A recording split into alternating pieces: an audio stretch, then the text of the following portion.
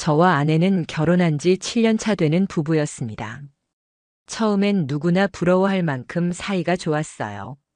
집안 살림은 정리정돈이 깔끔한 아내가 맡고 저는 회사 일에 몰두하며 서로의 영역을 존중했죠. 아내는 원래 꾸밈없이 편안한 스타일을 좋아했습니다. 후드티에 청바지, 머리는 대충 묶어 올리고 나가던 사람이었어요. 화장도 진하게 하지 않았고 오히려 소박한 모습이 따뜻하게 느껴졌죠.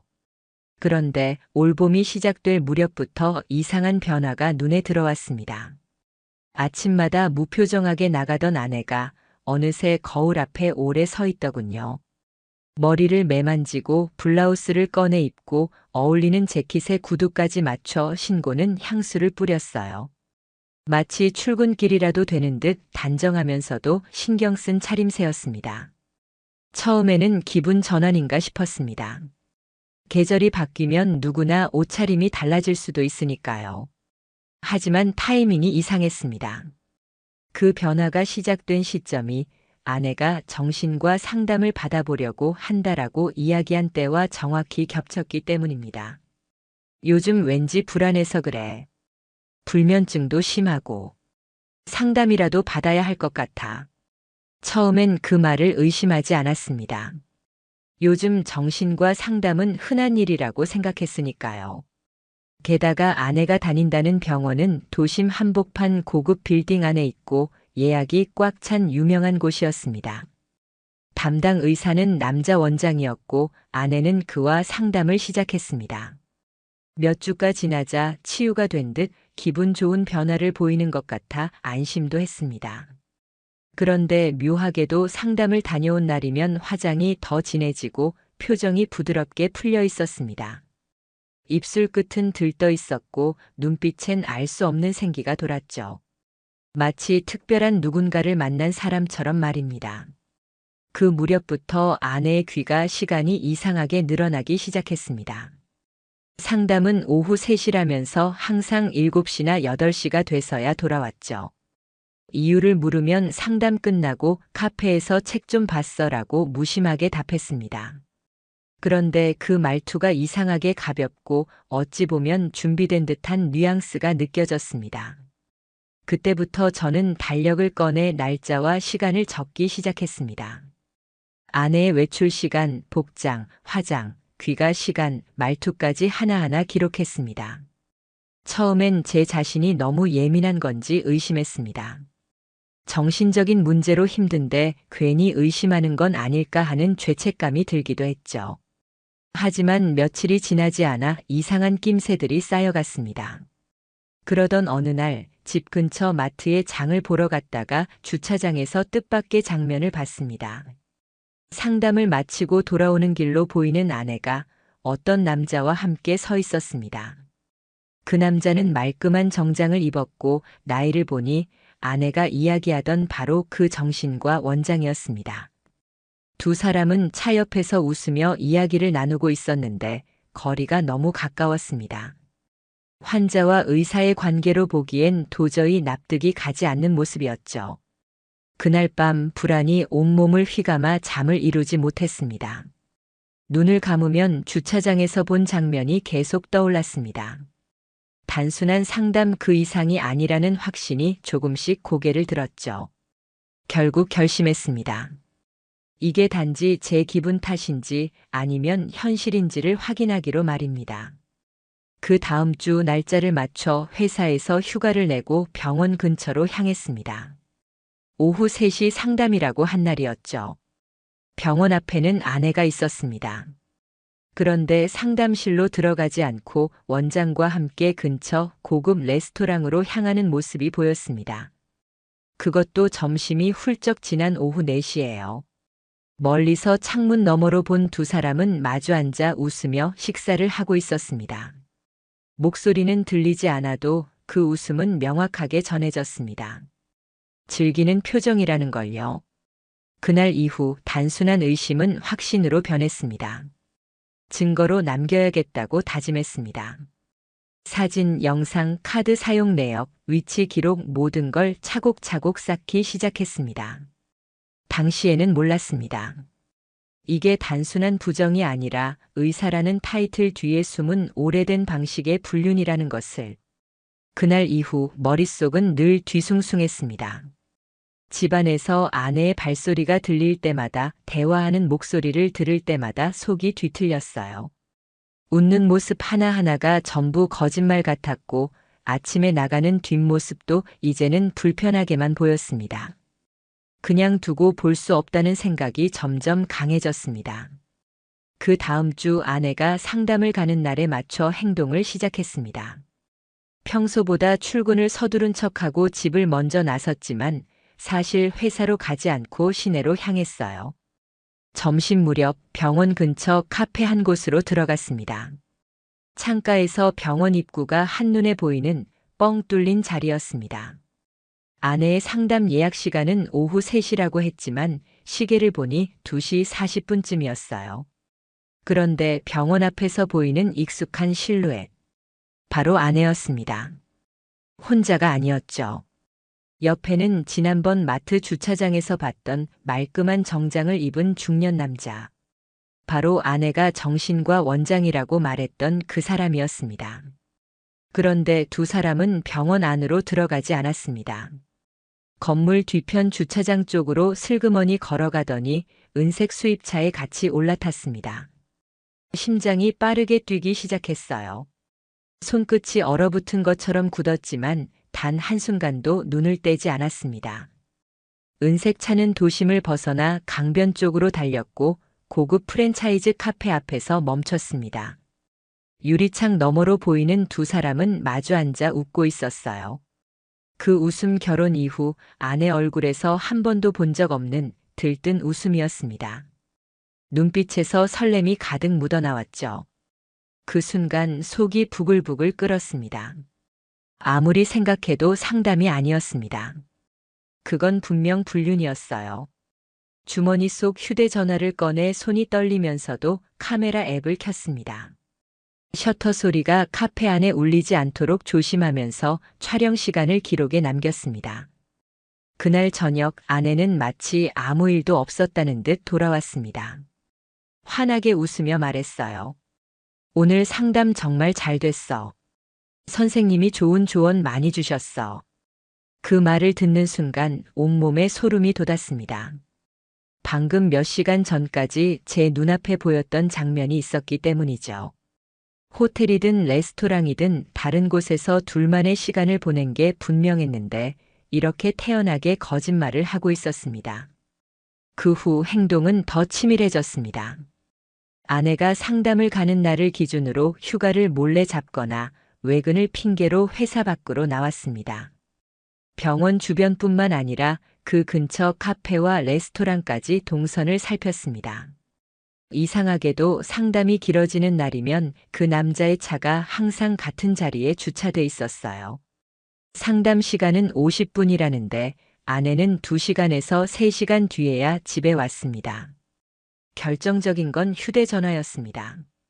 아내가 집에 없는 틈을 타 아이클라우드 동기화를 몰래 설정했어요. 자동으로 저장된 사진과 메신저 기록이 제 계정으로 넘어오도록 한 겁니다. 그렇게 몇 날 며칠을 지켜본 끝에 심장이 내려앉는 장면을 봤습니다. 메신저 기록 속에서 아내와 그 남자가 나눈 대화가 남아 있었어요. 오늘도 그 시간 너무 빨리 지나갔어요. 다음 주엔 더 오래 같이 있어요. 그 남자의 프로필 사진 속 배경에는 병원 진료실이 있었고 그의 이름이 적힌 명패가 선명하게 보였습니다. 제 눈앞이 뜨겁게 타오르는 것 같았습니다. 의사, 기혼, 그리고 제 아내와 불륜 관계. 퍼즐 조각처럼 모든 것들이 한순간에 맞춰졌습니다. 그날 밤 아내가 샤워하는 동안 병원 홈페이지를 켰습니다. 원장 소개란에 그의 경력과 가족 사항이 적혀 있었는데 배우자, 2자녀라는 문장이 눈에 들어왔습니다. 치밀어 오르는 분노를 참을 수 없었어요. 제 아내는 환자라는 이름 아래 기혼자인 의사와 몰래 시간을 보내고 있었던 겁니다. 다음 날부터는 증거 수집이 본격적으로 시작됐습니다. 사진, 영상, 메신저 기록, 통화 내역, 카드 결제 내역. 단 하나도 빠짐없이 챙겼습니다. 아내의 카드 내역에는 상담료 외에도 병원 근처 고급 레스토랑, 호텔 라운지에서의 결제가 반복적으로 찍혀 있었어요. 결제 시각과 병원 CCTV 운영 시간까지 기가 막히게 맞아떨어졌습니다. 결국 모든 자료를 들고 경험 많은 변호사를 찾아갔습니다. 이야기를 들은 변호사는 서류를 훑으며 말했어요. 정신과 의사와 환자의 관계라 도덕적으로, 법적으로 크게 불리합니다.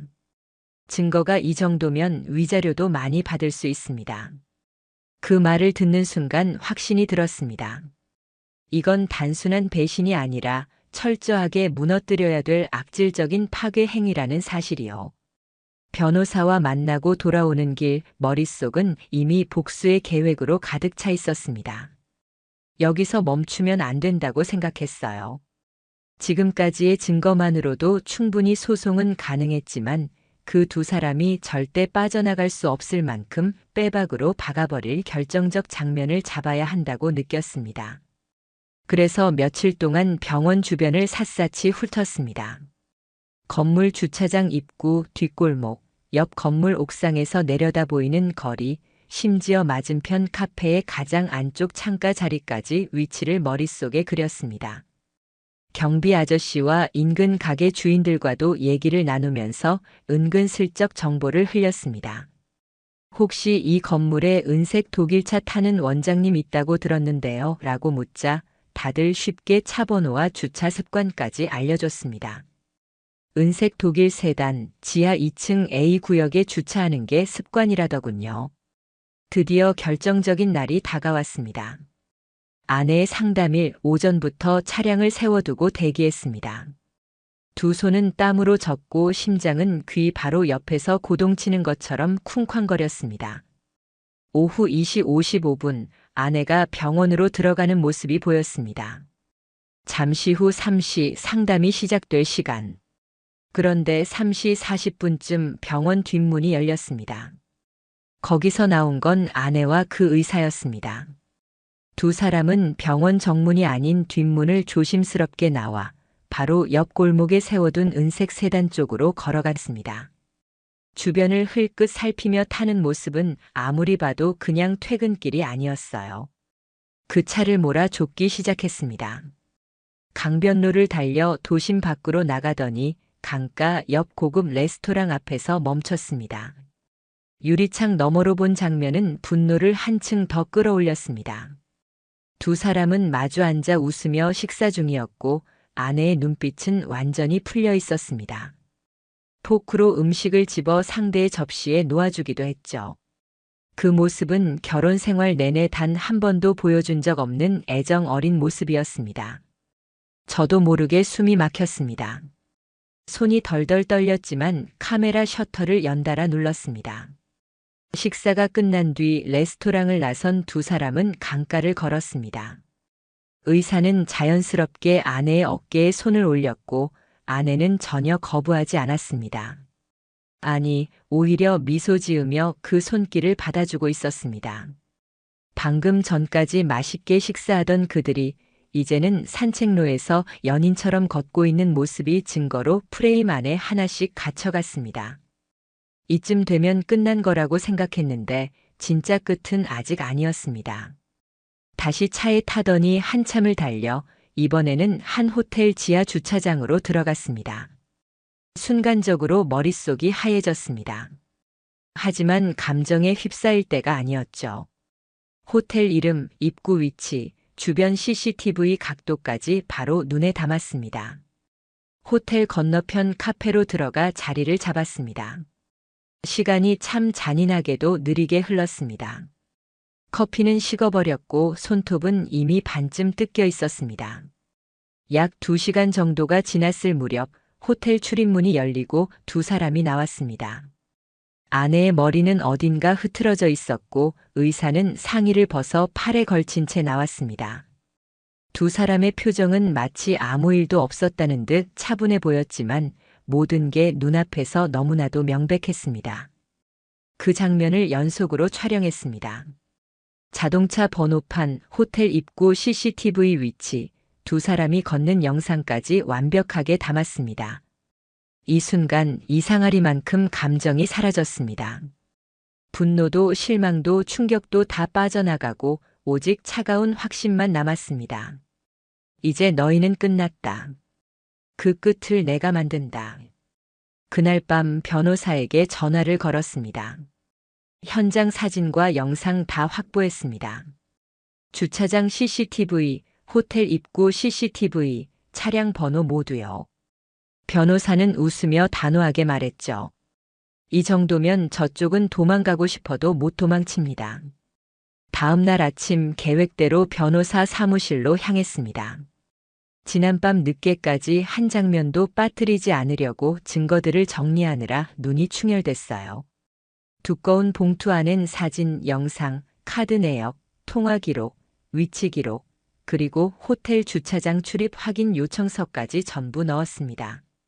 한 장 한 장 손으로 만질 때마다 부글부글 끓던 분노가 다시금 올라왔습니다.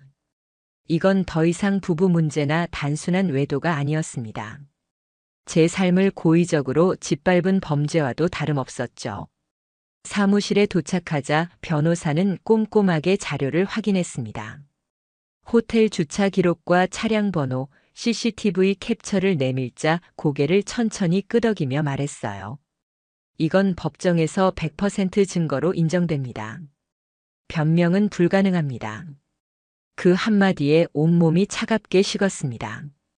그 말이 주는 확신이 얼마나 단단히 가슴을 조이는지 직접 느껴졌습니다. 소장은 곧바로 작성됐습니다. 상간남 소송과 함께 이혼 소송을 동시에 진행하는 걸로 결정됐죠. 계약서에 사인하는 순간 손끝이 약간 떨렸지만 시선은 흔들리지 않았습니다. 이제 이 결혼은 끝났다는 사실이 머릿속에 새겨진 듯 굳어져 있었으니까요. 며칠 후 변호사에게서 연락이 왔습니다. 상간남 측에 내용 증명이 발송됐다는 소식이었어요. 그 순간 눈앞에 그 의사의 얼굴이 떠올랐습니다. 환자와 불륜을 저질렀다는 사실이 공식 기록에 박히는 순간 그의 인생이 송두리째 흔들릴 거라는 걸 생각하니 묘한 쾌감이 몰려왔습니다. 불과 일주일 만에 변화가 나타났습니다. 아내가 갑자기 상담을 가지 않기 시작했어요. 집에 있는 시간이 길어졌고 표정엔 평소에 없던 불안이 스며 있었습니다. 손가락 끝을 물어뜯고 휴대전화를 들여다보다가 갑자기 바닥에 내려놓는 모습이 반복됐습니다.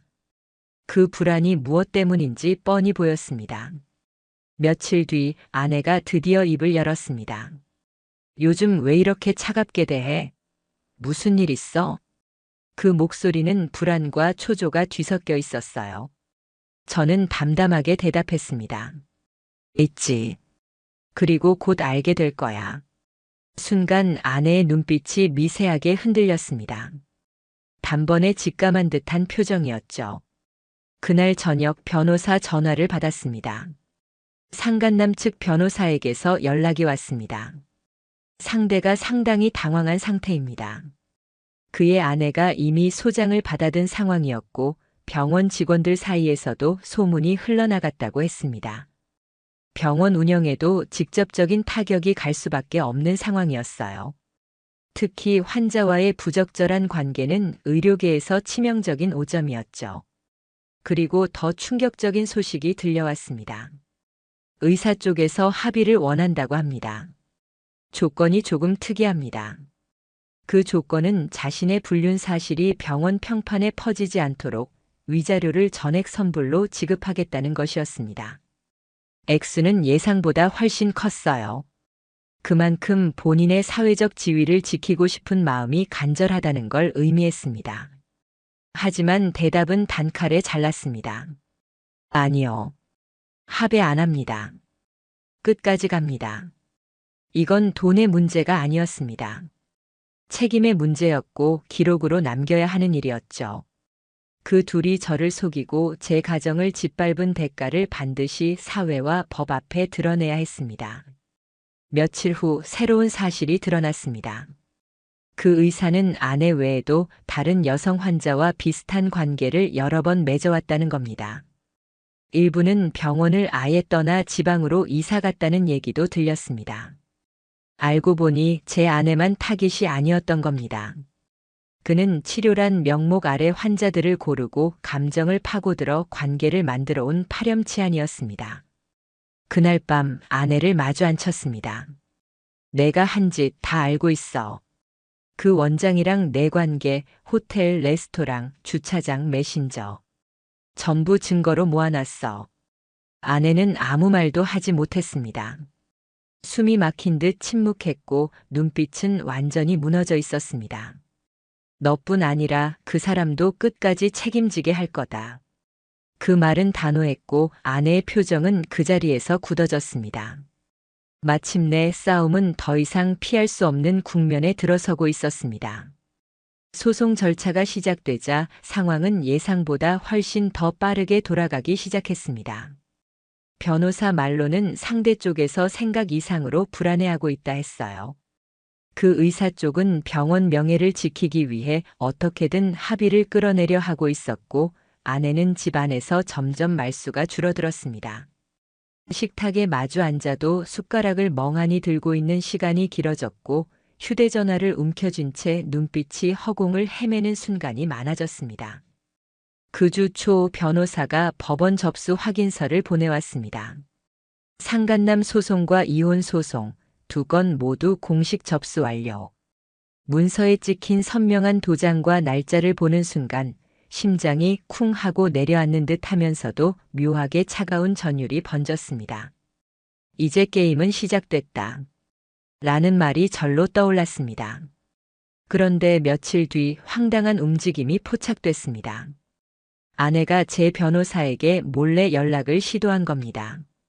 저를 피해 이혼만 조용히 끝내면 안 되겠냐면서 조건으로 위자료 감액과 상간남 소송 취하를 제안했다고 했습니다.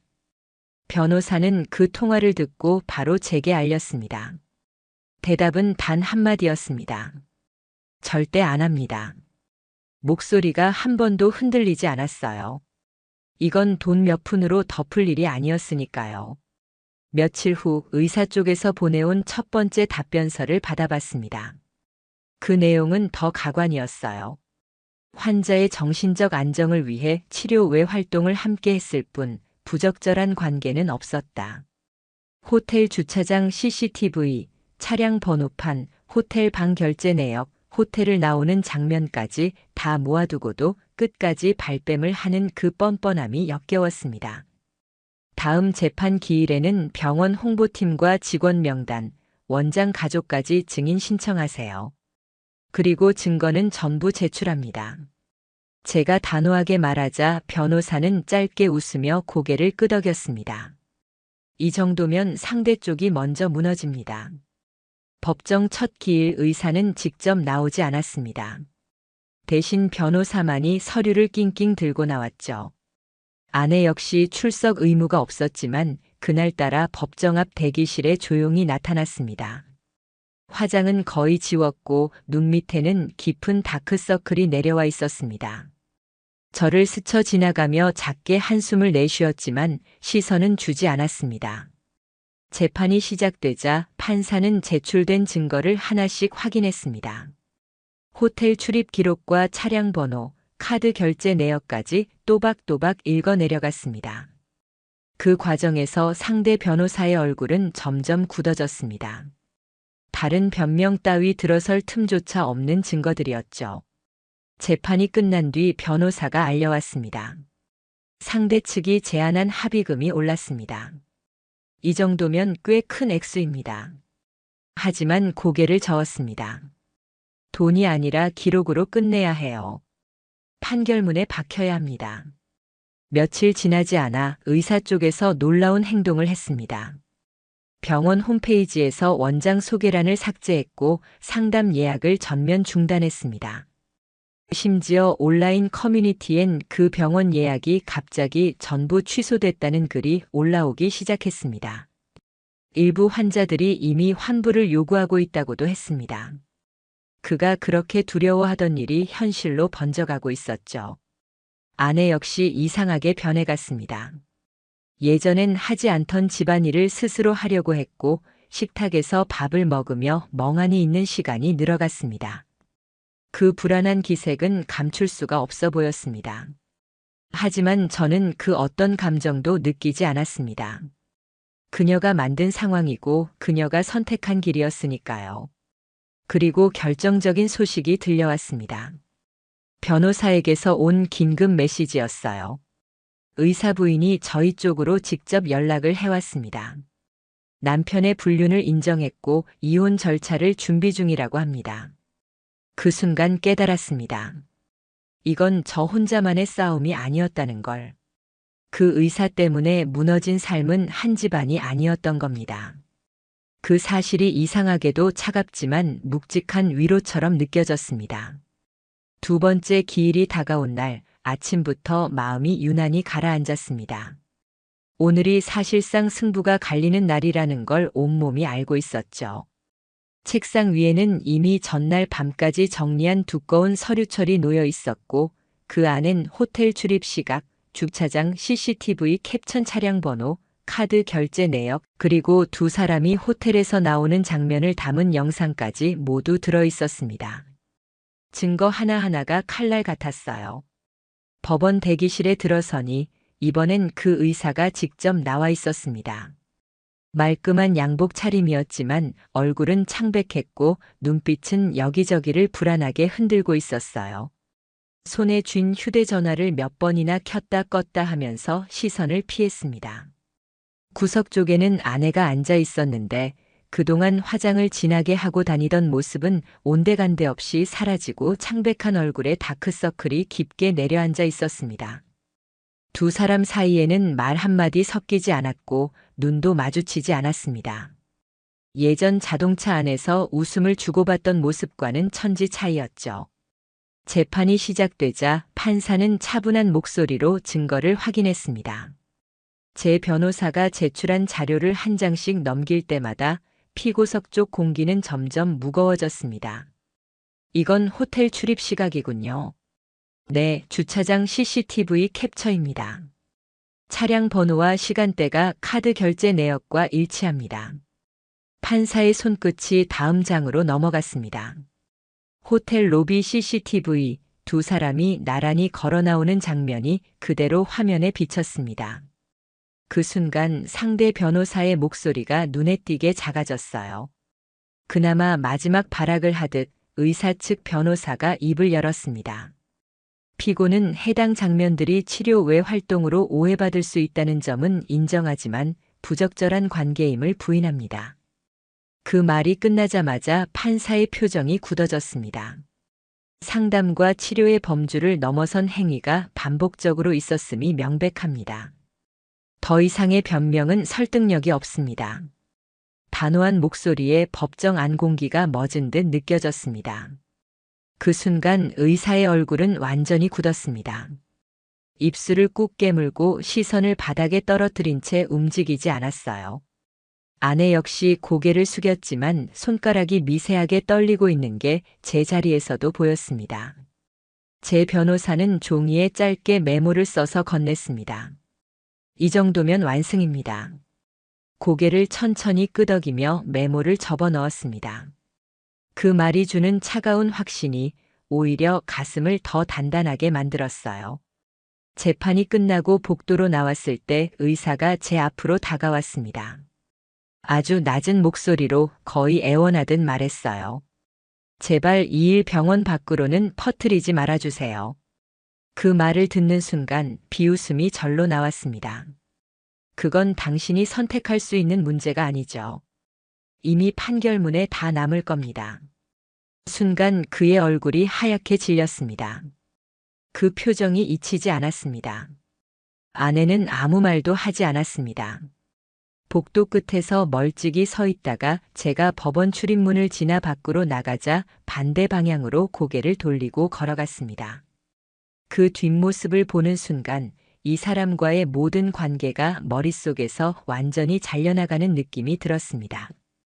며칠 뒤 판결문이 도착했습니다. 상간남인 의사에게 위자료 3천만 원 지급 판결, 그리고 병원과 의사 이름이 그대로 기록돼 있었습니다.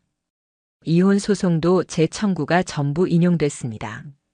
그 결과 아내는 재산 분할 없이 집을 나가야 했고 의사는 의료계에 씻을 수 없는 오점을 남겼죠.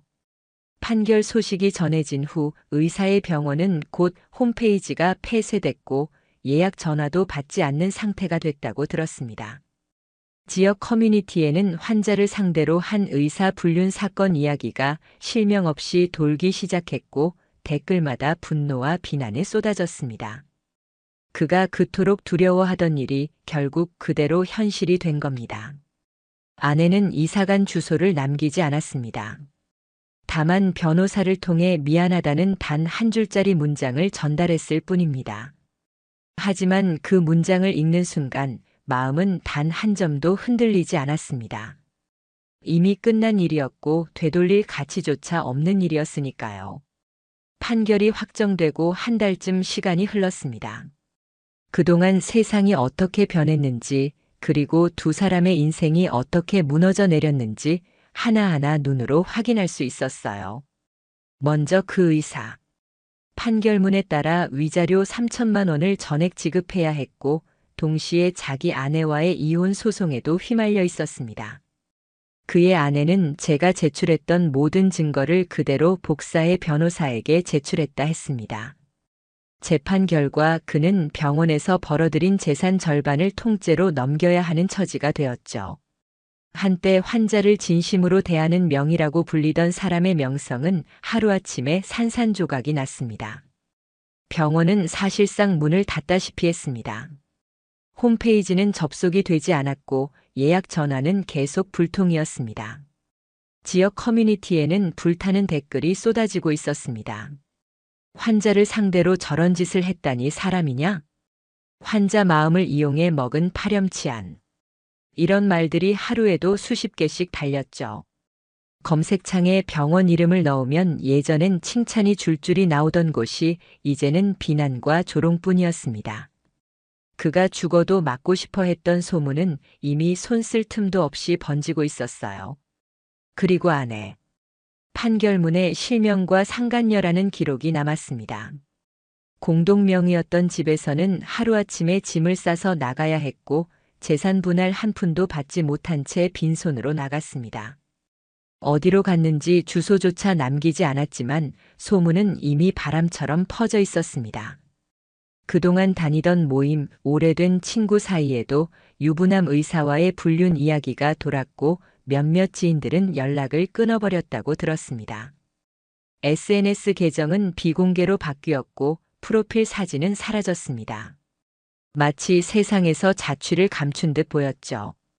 저는 그 모든 소식을 일부러 찾아 나서지 않았습니다. 그럴 필요도 없었어요. 판결문이라는 확실한 기록이 제 손 안에 있었고 두 사람이 스스로 무너져 내리는 소리를 멀리서도 똑똑히 들을 수 있었으니까요. 어느 날 의사 측 변호사에게서 전화가 왔습니다. 목소리는 축 처져 있었고 말끝마다 한숨이 묻어났습니다. 병원 재개가 불가능한 상태라 혹시 위자료를 분할로 지급해도 되겠습니까? 대답은 단호했습니다. 판결문에 나온 그대로 전액 지급하세요. 그 순간 수화기 너머로 길게 뻗어나오는 기나긴 한숨이 들렸습니다. 아내는 끝내 직접 연락 한 번 해오지 않았습니다. 다만 변호사를 통해 마지막으로 전해온 건 한 장의 종이와 짧은 문장이었죠. 그때 왜 그랬는지 나도 모르겠다. 미안하다. 그 문장을 읽어도 마음은 전혀 움직이지 않았습니다. 한 점의 연민도 미련도 없었어요. 오히려 속이 시원하게 뚫리는 듯 했습니다. 이제 진짜로 끝났다는 실감만이 남았죠. 그날 밤 집안 불을 모두 껐습니다. 낯설 만큼 고요한 거실 한가운데 깔끔하게 정리된 서류철 하나가 놓여 있었습니다. 판결문을 서랍 안에 넣는 순간 지난 몇 달 동안의 피 말리던 싸움이 서서히 머릿속에서 지워져 갔습니다. 이 싸움은 단순한 복수가 아니라 무너진 삶을 다시 세우기 위한 과정이었습니다. 그리고 확신하게 됐죠. 아무리 화려한 거짓말도 기록 앞에서는 무너진다는 것. 아무리 교묘하게 숨긴 불륜도 증거 앞에서는 발버둥 칠 수 없다는 것. 그리고 사람을 속인 자는 결국 스스로를 더 깊이 무너뜨린다는 것. 그 의사는 의료계에서 발붙이지 못하는 사람이 되었고, 아내는 사회적으로 고립된 채 사라졌습니다. 그들의 결말은 제가 만든 게 아니라 그들 스스로가 선택한 길이었습니다. 저는 그저 그 선택의 결과를 세상 밖으로 드러냈을 뿐이었죠. 이제 그 기록들을 다시 꺼내볼 생각은 없습니다. 제 삶에서 이미 끝난 사건이니까요. 남은 건 단 하나, 다시는 어떤 거짓말에도 속지 않겠다는 다짐뿐입니다. 그 약속이 앞으로 제 삶을 단단하게 지켜줄 가장 강력한 방패가 될 겁니다.